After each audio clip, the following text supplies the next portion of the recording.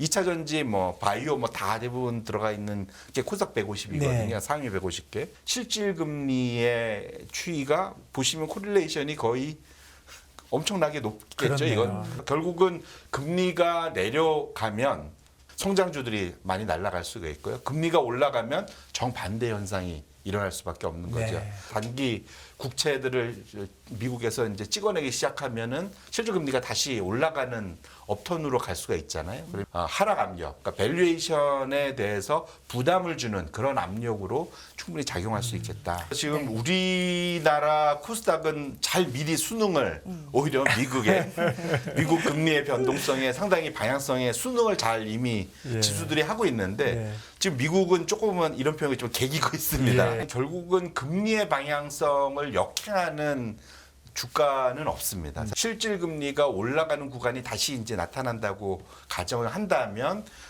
현재의 그러한 제 아무리 빅테크라 하더라도 하방 압력을 받을 수밖에 없다.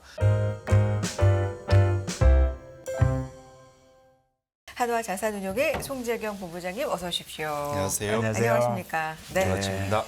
좋은 아침입니다. 네.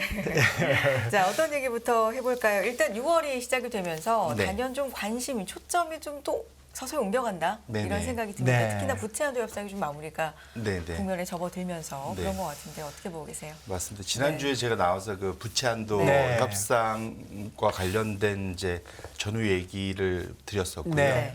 다행스럽게 어쨌든 협상이 됐고 네. 그다음에 오늘 밤에 그러니까 미국 시간으로 수요일 날 밤 네. 늦게 아마 하원 보팅할 것 같고 네. 금요일에 이제 상원 통과하고 이제 사인하면 끝나는 네. 예 다행스럽게 그러면 뭐 원래 옐런이 얘기한 거 딱 맞네요. 6월 5일이라고 그러더니 딱 원래는 1일이라고 했다가 일주일 압박하고 5일을 예, 거짓말 마 그러니까 어쨌든 혹시라도 이제 보통 예. 상원에서 필리버스터가 있을 수는 있어서 예. 아직은 이제 뭐 사실은 뚜껑은 더 열어봐야겠지만 네. 일차적으로는 특별한 경우가 아니면 이번 주 안에 부채한도 협상은 마무리가 될 것 같다 싶고요. 다만 이제 요거 자체가 앞으로 어떤 영향을 줄지는 향후 이제 2년 동안 네. 내년 말 대선까지는 부채한도에 대한 이제 더 이상 이런 이제 그 논쟁은 없는 대신에 일부 이제 쓸 수 있는 지출 한도는 좀 줄어들겠죠.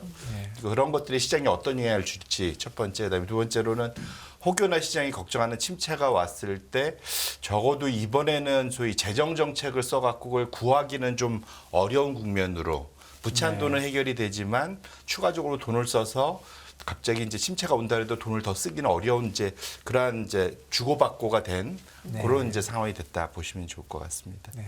이게 지난주 금요일 제가 오늘 갖고 온 차트들은 이제 지난주 금요일 또 어제 이제 드디어 다시 6월달 FOMC, 7월 FOMC로 이제 연결이 되는데 데이터들이 이게 참 아이러니하게도 너무 좋은 굿 넘버들이 나오다 보니까 이게 FOMC에는 부담이 되는. 고용지표 얘기하시는 건가요? 예, 어제는 고용지표, 예. 지난주 금요일에는 PC, PC. 개인 예, 소비 예, 지출이 상당히 좀 세게 나왔죠. 예. 그래서 첫 번째 차트를 보시면 이게 그 연준이 보는 건 PCI보다는 잘 아시겠지만 개인 소비 지출 물가입니다. 네. 그러니까 PC라고 하는 네. 거. 근데 지금 특히 그 중에서 핵심 PC가 지난달에 지금 4.7%가 나왔거든요. 근데 이게 보시면 이게 요 아래 점선으로 쭉 내려오는 게 이게 뭐냐면 FOMC에서 분기에 한 번씩 SEP라는 걸 발표를 합니다. 네. 경제 전망 요약이라는 거를. 네. 그러니까 연준이 바라보는 향후의 그런 전망이죠. 거기에 맞춰서 이제 정책을 수행을 하는 건데 기본적으로는 내년 말 정도 되면 이제 PC가 이제 한 2.5%까지 내려가는 그 그림을 그리고 있거든요. 내년 거기에 말이요? 네, 네. 예. 지금 그렇게 해서 지금 이 패스가 쭉 내려가는 그림이고요. 이게 이제 가장 최근에 SEP에서 발표한 겁니다. 근데 문제는 실제 핵심 PC는 어떻게 하고 있냐면 이 궤적을 따라 내려가지 않고 옆으로 횡보를 하고 있어요. 그리고 실제로 4월 달에 살짝 좀 올라갔고요. 그러다 보니까 FOMC 입장에서는 야, 이게 물가가 그렇게까지 금리를 올렸는데도 잘 안 잡히네라는 그런 걱정이 있다는 측면에서 이 괴리가 하루빨리 아래로 내려와야만 이제 과거 수준의 그런 이제 연준이 상당히 나긋나긋한 비둘기적인 그러한 정책을 쓸 수 있지 않을까. 그래서 아직까지는 좀 물가 압력이 그 전쟁이 완전히 끝난 건 아니다라는 걸 좀 보셔야 될 것 같습니다. 네. 그래서 네. 네. 그래서 이제 사실은 그 두 번째가 지금 시장에서는 지금 그 연준의 방향은 뭐 계속 얘기하지만 연말 심지어 내년 상반기까지도 금리 인하 없다. 네. 이 기준금리 현재 수준 유지하고 심지어 그 얘기도 나오죠. 원래는 퍼우즈 이제 정지 그쵸. 이제 끝났다. 네. 적어도 상향은 없다라는 거에서 단어가 쓱 바뀌었어요. 최근 네. 들어서 스킵으로. 네. 그러니까 6월달 아니더라도 7월에는 올릴 수 있겠다라는 얘기들을 하고 있거든요. 그래서 누가 그렇게 표기했더라고요. 그러니까 이번 포우즈는 허키시 포우즈라고 네. 매파적인 일시 정지다 이렇게까지 코멘트를 하더라고요. 그래서 그러다 보니까 지금 이 하늘색 계단이 이게 연준의 기준금리가 현재 5.25까지 지금 올라가 있는 상태입니다. 네. 근데 이게 그 짙은 파란색 선이 뭐냐면 올해 말 기준으로 시장에서 연준의 금리가 어느 정도 다다를 거냐를 네. 베팅들 하지 않습니까? 네. 거기에 대한 이제 그런 금리 선물 가격인데 보시면 이게 진짜로 변동이 심합니다. 3월 직전까지만 해도 거의 5.5, 뭐 6% 얘기하다가 그 SVB 그 연방 그 지역은행 파산 때문에 급락을 해갖고 이게 4% 언더까지 내려갔다가 최근 들어서 이제 야금야금 올라와서 지금은 다시 한 5%까지 좀 쭉 올라온 연준이 거짓말하는 거 아닌 것 같다. 연말에 절대 금리가 하반기에 금리 인하는 없겠다라는 거에 대해서 시장이 좀 인식을 하고 있고요. 이제 괴리가 많이 줄었어요. 맞습니다. 네. 이게 의미하는 바는 뭐냐면 시장의 실질 금리가 올라가고 있다는 겁니다. 그래서 나중에 이따가 차트를 보시겠지만 실질 금리가 중요한 게 뭐냐면 결국은 우리가 밸류에이션 한다고 하잖아요. 네. 자산 가격을 밸류에이션 할 때 밑에 분모에 들어가는 할인율입니다. 네. 그러니까 소위 이제 그 기회비용 같은 거죠. 실질 금리가 올라가면은 자산 가격에 부담이 될 수밖에 없겠죠. 네. 어떤 이제 상당히 깐깐하게 평가를 한다는 측면에서 그래서 사실은 금리가 올라가는 거는 결코 특히 주식시장에는 별로 좋은 소식은 아닐 수 있겠다. 이렇게 말씀을 드립니다. 네. 네.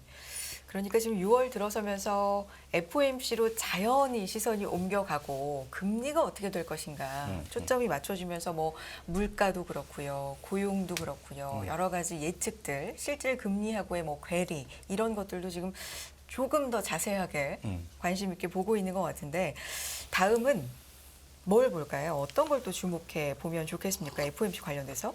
그래서 네. 이제 시장의 그 관심은 약간 이제 금리 현재 수준, 네. 긴축 강도 수준, 그다음에 이제 하반기로 갈수록 시장에서는 이보다 더 좋을 수 없는 상황으로 다 예측을 하고 있는데 네.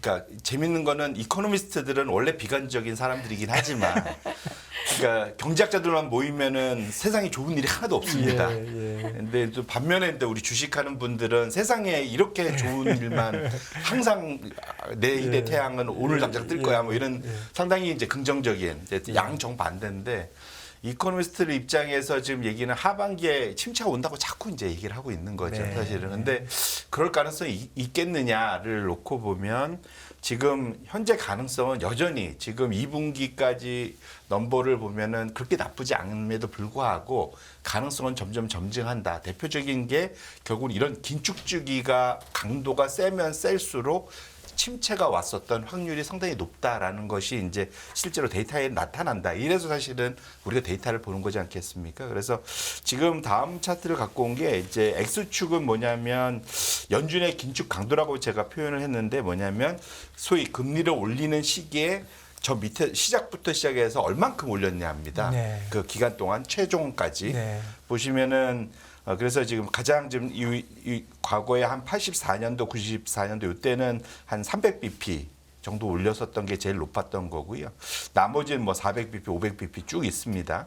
그리고 X축은 뭐냐면 이게 이제 긴축 강도에서 금리를 올린다는 건 뭐냐면 그 정부가 내야 될 이자에 대한 부담도 늘어나는 거지 않습니까? 그렇죠. 그러니까 네. 결국은 소위 균형재정, 특히 우리나라는 균형재정 강조하고 미국은 끝도 없이 사실은 지금 부채가 늘어나고 있는데 네.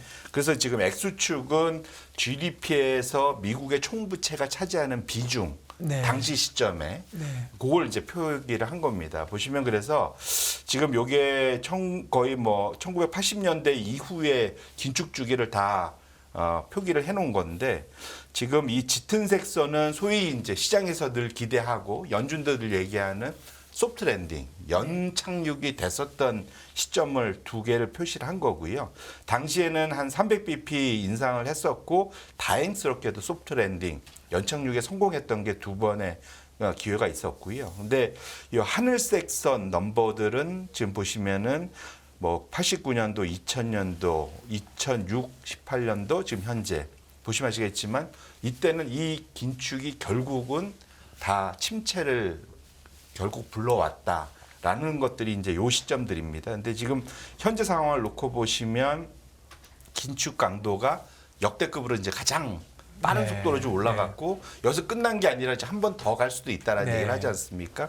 그래서 지금까지는 심지어 어제 저희가 봤던 그 소위 그 고용 지표들 이런 것들이 좋음에도 불구하고 이런 긴축 강도가 결국에는 침체를 끌고 올 수밖에 없겠다라는 이제 그 소위 이코노미스트들의 우울한 얘기들은 네. 여전히 아직도 살아 있는 거다 보셔야 될 것 같아요. 그러니까 결국은 금리를 아무리 올려도 고용이 뭐 나빠지지 않으니까 긴축을 해서 결국 수요를 감소시키려고 하는 것인데 맞습니다. 사람들이 뭐 일자리가 있고 돈을 벌 것 같으니까 줄이질 않는 거죠. 맞습니다. 네. 그러면 결국 고용 지표를 잘 봐야 되겠네요. 앞으로의 방향은. 그렇습니다. 그래서 사실 연준이 대놓고 네. 침체를 유발할 거야란 말은 절대 할 수가 없습니다. 그거 하면 안 되는 거죠. 맞습니다. 예. 근데 결과론적으로는 침체가 되는 올 거죠. 수밖에 예, 없는 예, 건데요. 예. 이제 아시겠지만 연준의 목표는 정확히 두 가지지 않습니까? 네. 최대 고용과 물가 안정. 네. 두 마리 토끼, 네. 정반대로 튀는 두 마리 토끼를 늘 동시에 잡으라는 미션을 갖고 있는데 최대 고용은 이미 달성이 돼 있죠. 지금 네. 보시면은 네. 실업률이 3.5% 역대 최저 수준으로 낮아져 있고 지금 어제 발표된 거 보니까 구인 구직 비율 예. 이게 지금 다시 쳐서 1.8까지 또 다시 늘었더라고요. 예, 물론 한 달 딜레이 되기는 한 거죠. 그건 맞습니다. 4월 달이니까. 네네. 예. 그러니까 지금 사실은 어쨌든 나가면은 적어도 2개 가까운 골라서 그 직장을 잡을 수 있는 예. 상당히 부러운 얘기기도 하지만 미국 고용 시장은 정말 네네. 그러니까 수요가 잘 안 떨어지는 것 같아요. 맞습니다. 예. 그리고 이제 뭐 제가 데이터는 안 갖고 네. 왔지만 실질 그러니까 리얼 디스포저블 인컴, 네. 그러니까 실질 가처분 소득이 예. 어쨌든 아직 우상향을 하고 있더라고요. 네. 그래서 코로나 이전에 그런 그 상향 패스를 계속 좀 따라가고 있거든요. 네. 그러니까 결국은 이 상황에서 물가를 잡는다는 거는 사실은 어려운 상황인 겁니다. 그래서 네. 그러다 보니까 연준에서 지속적으로 금리 인상에 대한 얘기를 계속 열어놓는 이유가 여기 있다 보셔야 될 것 같고 다만 연준은 자기네들이 너무 짧은 시간에 이미 엄청나게 올려놓은 상태에서 그런 거 있지 않습니까? 임계점에서는 이렇게 달랑달랑 하는데 뭘 하나 톡 얹어놓으면은 뚝 떨어질 수가 있잖아요. 네. 연준이 걱정하는 건 그겁니다. 그래서 계속 좀 시간을 갖고 지켜보겠다라고 이제 소위 기간을 갖자고 얘기하는 이유가 이제 거기에 있고요. 그게 이제 소위 좀 상대적으로는 좀 그 중간 정도 비둘기에 가까운 사람들의 얘기고 무슨 소리야 계속 더 해야 돼라고 하는 게 이제 맵하고 그래서 그 둘이 그 안에서 여전히 지금 가장 최근의 의사로 보면은 서로 싸우고 있는 그런 네. 모습들이 나타나고 있다 보시면 될 것 같습니다. 근데 그렇네요. 한때는 고용이 좀 망가지는 쪽, 좀 극단적으로 얘기하면 그런 게 좀 더 좋은 소식이었다면 지금 같은 경우는 침체 우려가 너무 있기 때문에 고용은 탄탄하고 고용 시장은 탄탄해서 일하고 싶은 사람들은 일을 얼마든지 할 수 있는 상황에다가 임금이 좀 올라가지 않고 내려와주는 이런 상황을 원하고 있는 거 아닙니까? 맞습니다. 그래서 이제 그게 이제 소위 네네. 연착륙이라는 거죠. 네. 그래서 계속 그 얘기를 하죠. 우리의 그 소위 그 목표, 파월의 목표에는 아직도 연착륙은 있다. 하지만 거기로 가는 길은 점점점 좁아지고 있다라고 이제 표현을 계속하고 있거든요. 그러니까 사실은 그러니까 파월 입장에서도 상당히 좀 어려운 상황인 건 맞는 것 같아요. 그래서 지금 본인의 그 판단 하나에 따라서 사실은 큰 변동이 있고 이런 표현을 했지만 사실은 이번 물가가 올라간 게 연준만의 잘못은 아니다라는 이제 얘기들도 많거든요. 최근 들어서는. 네. 사실은 코로나죠, 코로나. 맞습니다. 코로나 때문에 의회에서 네. 2조 달러 그냥 풀자고 예. 서로 합의해갖고 네. 대통령이 나서 한 거지 예, 않습니까? 예. 그러니까 행정부랑 의회가 갑자기 지금 소위 태세 전환해갖고 다 너희 탓이야라고 얘기하는 거는 이런 표현은 좀 무책임한 얘기도 분명 예. 좀 있는 것 맞지 같습니다. 않죠. 예. 요즘 말씀해 주신 대로 재정 정책은 이제 어려움을 좀 있을 것이고 맞습니다. 그러면은 결국은 이제 금융 정책 쪽밖에 안 남은 상황이고 자 이쪽도 있지만 최근에 큰 움직임은 진짜 대형 기술주잖아요. 네네. 이 와중에 다른 지금 업종들은 이런 영향을 받는 것 같은데 대형 기술주는 뭐 전혀 다 무시하고 있는데 네네. 뭐 어떻게 이런 차이가 난다고 보십니까?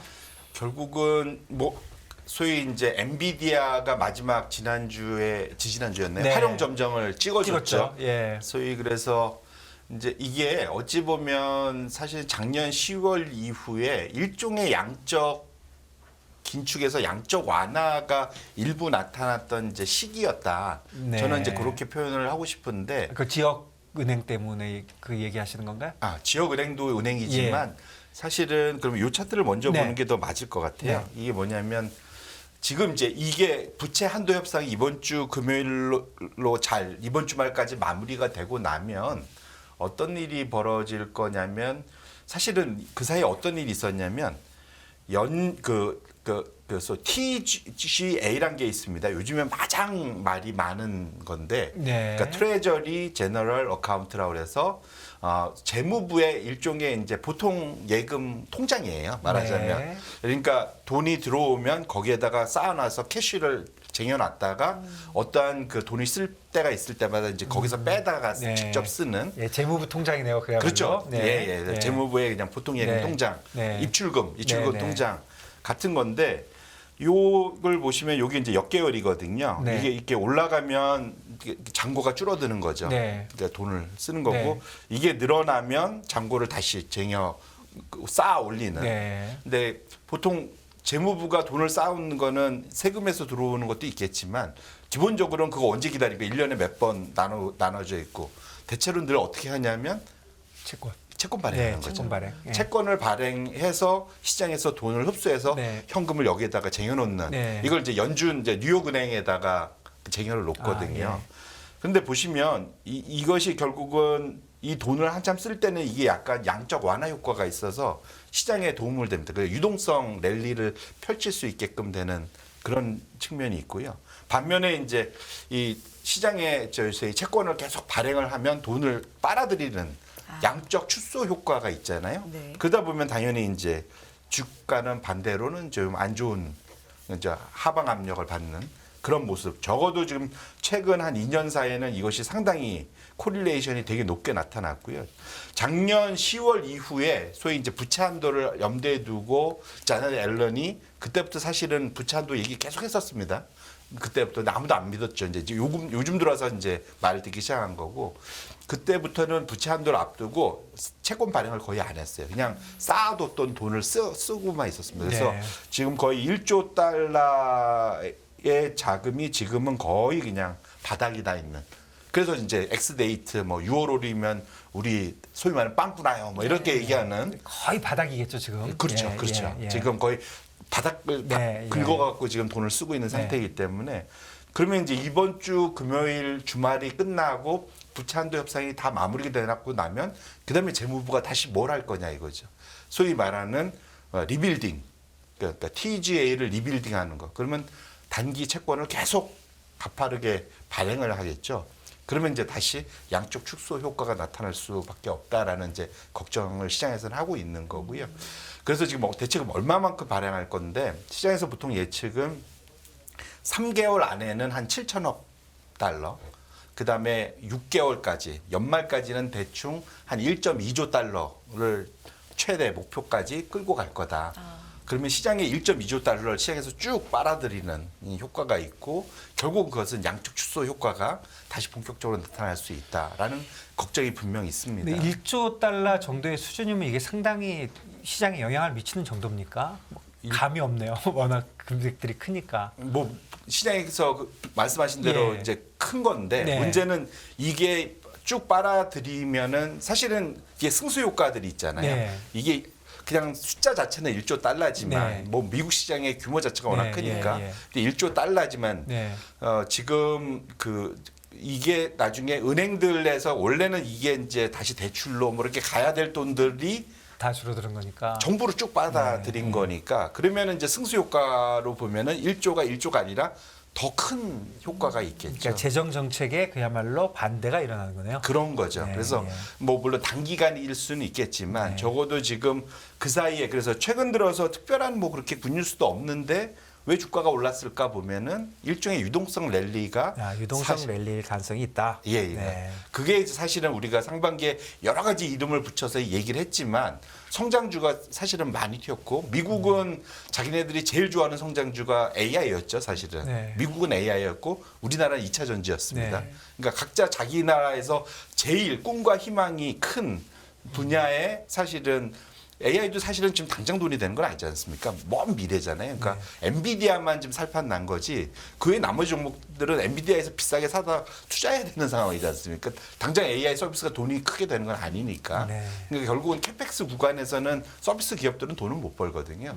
그러니까 투자한 다음에 걔가 그거로 인해서 매출이 일어나야만 사실은 그때부터 선순환으로 가는 거기 때문에 지금은 다 기대감으로 사실은 올라간 겁니다. 그러니까 의도하지 않은 유동성 랠리가 있었다. 이렇게 보는 거네요. 맞습니다. 네, 부채 예, 한도라는 예. 사실은 사실 부채 한도가 없어지는 게 맞죠, 사실은. 네. 근데 이런 인위적으로 만들어진 이벤트 때문에 사실은 연준 입장에서도 불편한 그런 의도하지 않은 유동성 랠리가 말씀하신 대로 네, 있었다 이렇게 보시면 예, 되겠습니다. 알겠습니다. 네. 예. 그래서 사실은 이제 앞으로 지금까지는 다 꿈과 희망이 있지만 오히려 이게 부채 한도가 끝나고 나면 그 이후 시장에 대해서 이제 모든 그 리스크가 다 사라졌어. 그래서 이제는 이제 좋은 일만 있을 거야라고 기대를 하면 항상 시장은 뒤통수를 치잖아요. 맞습니다. 뒤통수 맨날 맞습니다. 네, 이거는. 그거의 한 이유가 될 수 있는 게 요 이벤트일 수 있겠다라고 말씀을 드리겠습니다. 그렇네요. 네. 예. 앞서서 최근에 이제 실질금리 상승에 대한 얘기도 해주셨는데 그것과 관련돼서 뭐 기술주라든지 우리의 코스닥 이것과도 연관된 지금 차트를 갖고 오셔서 네네. 흥미로운데 네. 말씀을 좀 해주세요. 그래서 결국은 제가 지금 아까 말씀드린 대로 실질 금리라는 건 시장에 사실은 그 돈의 가치, 값어치인 거죠. 네. 사실은. 그래서 요걸 제일 많이 체크할 수 있는 게 미국의 10년물, 5년물 그 물가 연동체, 네. 팁스라고 하는 네. 거. 그걸 보면 사실은 그게 인플레이션이 감안된 금리이기 때문에 네. 결국은 그 가격의 반대가 실질 금리라고 보시면 됩니다. 네. 그래서 제가 지금 이 차트를 갖고 왔는데 이 검정색 선이 미국의 10년물 물가 연동체 가격이고요. 네. 실제로 이게 내려오면 금리하고 채권 가격은 반대지 않습니까? 네, 네. 그러니까 내려온다는 건 금리가 올라간다는 거고요. 네. 검정색 선이 올라간다는 건 금리가 떨어진다는 겁니다. 네. 실제 금리. 그래서 지금 보시면 이 재밌는 게 우리나라가 오히려 미국보다 이게 코스닥 150이거든요. 2차 전지 뭐 바이오 뭐 다 대부분 들어가 있는 게 코스닥 150이거든요. 네. 상위 150개. 근데 이네들의 그 코스닥 150의 지금 지수 추이랑 실질 금리의 추이가 보시면 코릴레이션이 거의 엄청나게 높겠죠. 그렇네요. 이건 예, 그냥 예. 계산 안 해봐도 이거는 뭐 네, 네. 엄청나게 높은 걸 그렇네요. 예, 예. 확인하실 수가 있는 거고요. 결국은 금리가 내려가면 평가가 좋아지고 후해지고 그러면 당연히 성장주들이 많이 날아갈 수가 있고요. 금리가 올라가면 정반대 현상이 일어날 수밖에 없는 거죠. 네. 그래서 지금 최근 들어서 작년 10월 이후에 말씀드린 대로 시장에 뜻하지 않았던 유동성 공급이 된 셈이 돼서 네. 빨아들이지는 않고 쓰기만 했잖아요. 재무부가. 네. 그러다 보니까 이제 금리가 떨어지는 구간이 나타났고 10월 이후에 지금 여기에 보시면은 지금 4월 이후부터는 다시 이게 이제 올라가려는 폼을 좀 잡고 있습니다. 근데 이게 이제 아까 말씀드린 대로 시장에서 이제 단기 국채들을 미국에서 이제 찍어내기 시작하면은 실질 금리가 다시 올라가는 업턴으로 갈 수가 있잖아요. 그러면은 방향성 지금까지 콜릴레이션이 여전히 유효하다면 사실은 하락 압력, 그러니까 밸류에이션에 대해서 부담을 주는 그런 압력으로 충분히 작용할 수 있겠다. 그러니까 지금 트렌드상으로 미국 실질 금리가 계속적으로 좀 상승할 것으로 네네. 저 까만 그래프가 점점 내려갈 걸로 보이는 거죠. 맞습니다. 네. 예, 예. 네. 그렇군요. 기술주 그러니까 네. 나스닥에 네네. 네, 최근에 상승을 주도했던 네. 빅테크 예. 관련돼서는 또 어떻게 보십니까? 그래서 지금 네. 우리나라 코스닥은 잘 미리 수능을 오히려 미국 금리의 변동성에 상당히 방향성에 수능을 잘 이미 예. 지수들이 하고 있는데 예. 지금 미국은 조금은 이런 표현이 좀 개기고 있습니다. 예. 이게 방송이 적절하지 않은 표현이긴 할 텐데 아닙니다. 그래서 네. 지금 나스닥 100 이건 S&P 500을 넣어도 똑같습니다. 네. 근데 나스닥 100이 좀 더 이제 반대로 가고 있고요. 근데 네. 항상 보시면은 결국은 금리의 방향성을 역행하는 주가는 없습니다. 사실은. 그렇죠. 예. 네. 이게 왜냐하면 그 금리는 뭐 결국은 모든 그런 평가의 기준 네. 척도가 네. 되기 때문에 그렇고요. 결국은 실질 금리가 올라가는 구간이 다시 이제 나타난다고 가정을 한다면 예, 현재의 그러한 제 아무리 빅테크라 하더라도 하방 압력을 받을 수밖에 없다라고 말씀드리고 싶고요. 그렇기 때문에 아까 말씀드린 대로 앞으로 이제 부채 한도 협상이 끝나고 난 이후에 이것이 해결된 이후에는 다시 시장이 포커싱해야 될 거는 아마도 다시 이제 연준의 이제 금리 방향성, 통화 방향성, 그 다음에 실질 금리가 그래서 다시 올라갈 거냐에 대한 걱정들. 그리고 이런 것들이 결국은 지금 당장은 수요가 뭐 분야별로는 다르지만 일부 좋았던 데들에 대해서 결국 수요를 꺾을 수 있는 침체를 유발할 거냐에 대한 걱정 이런 것들이 다시 시장에 좀 재부상할 수가 있다라는 것들을 좀 염두에 두고 플레이하실 필요가 있겠다 이렇게 말씀드립니다. 알겠습니다. 네. 자, 여기까지 듣도록 하겠습니다. 항상 좋은 자료를 많이 갖고 와 주셔서 네, 감사드리고요. 하나자산운용의 송재경 본부장님 고맙습니다. 네, 감사합니다. 고맙습니다. 네.